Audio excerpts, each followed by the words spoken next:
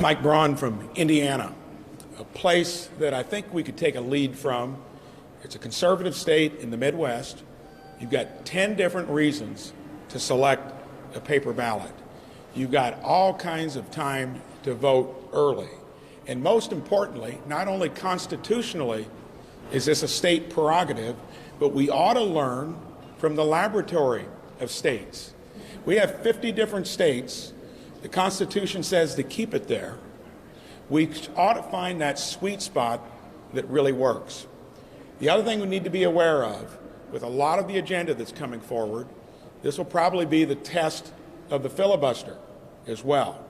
In my mind, for this to get through, for all the reasons it shouldn't, you'll have to push the envelope on that issue. And I'm not going to repeat what others have said when it comes to the details of what's bad about this bill, but it basically gets down to what the Constitution says is right, follow the lead, end up with the best practices, and here's a doozy that's part of it too. If there is a dispute, it takes it from a state jurisdiction and moves it to the District of Columbia. How do you think that would work in terms of people being confident that you'd ever adjudicate something in a way that would be fair? I've seen a few monstrous bills in my time in the United States Senate and the House. This is one of the worst bills that I've seen that has a chance of becoming law. And I appreciate my colleagues' strong opposition to this legislation, and we must rally the American people. And it also may become the circumstance in which, as was indicated, the filibuster rule is set aside.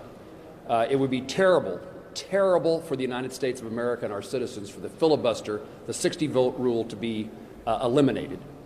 It protects the minorities, and it brings people together in a necessity to get legislation passed with 60 votes. Do not use this monstrosity of a bill to further erode the power of United States senators and their ability to represent the American people. Do not use this bill to further erode the ability of Republicans and Democrats, the necessity of us working together to get 60 votes. And again, this legislation, it is a monstrosity because it takes something that is important and valuable to Kansans and transfers the authority, the right to vote, the ability to vote, the sanctity of our elections, transfers that authority to the nation's capital. The Constitution says it belongs with the states. I've been in every courthouse in Kansas. I've been in about every Secretary of State's office since I've been an adult, the state election officer. I have visited with county clerks, and I've been in county clerks' offices where they're counting votes on election night. Kansas has figured out how to have pretty secure and integrity in its elections. We have a lot of faith in our state Secretary of State and in our county elected officials. The burden to have a safe and fair election rests with them. And we have passed legislation. We require voter ID. It's just common sense. I don't want to distract or destroy anybody's right to vote that is legally entitled to vote, but ID allows us to make sure that that person is legally entitled to vote. This is a serious issue for the American people. It's a serious issue for the future of the United States Senate, and very damning to democracy in our republic should it become law. Thank you.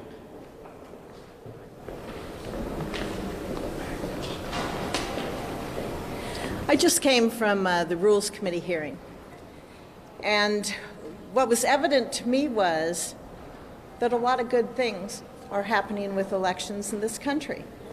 You know, in the state of Nebraska, in the 2020 election, we saw 960,000 people vote out of 1.2 million registered voters in the state of Nebraska. I heard that from my colleagues on my side of the aisle and on the other side of the aisle, talking about how they had great turnouts in their elections. And the question that I asked the members of the Rules Committee was, why would any elected official, a state official, want to put the federal government in charge? Why would you want to put the federal government in charge after we're hearing all the success stories of this last election? We want to make sure that every citizen gets out and votes. That's the goal of everyone.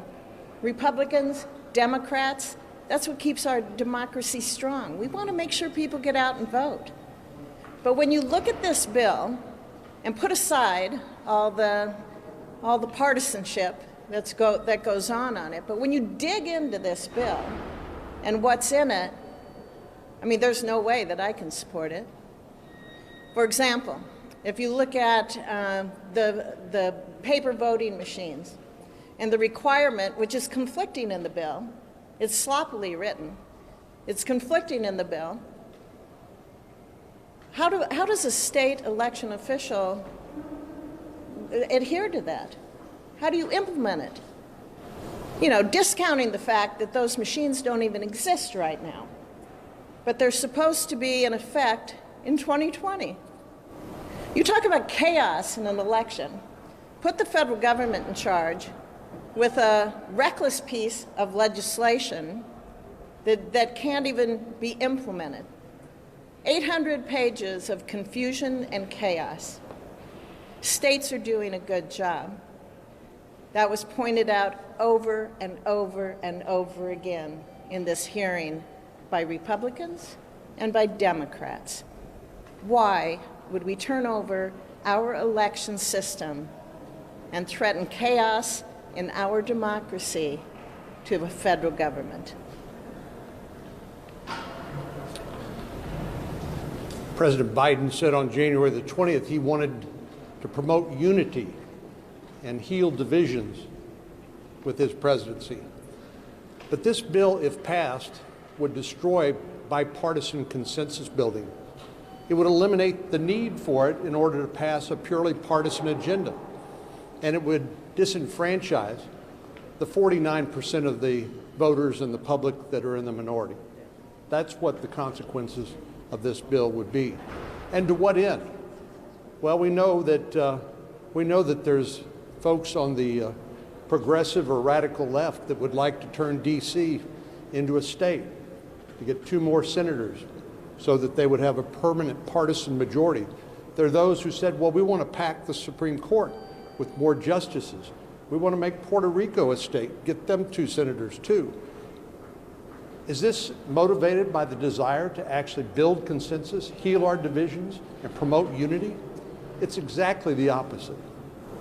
All this would do, again, is to install a permanent partisan majority. It would disenfranchise certainly the states and certainly the minority in this country, and it would do the opposite of what President Biden said he wanted to do on January the 20th, which was to promote unity and heal the divisions in the country.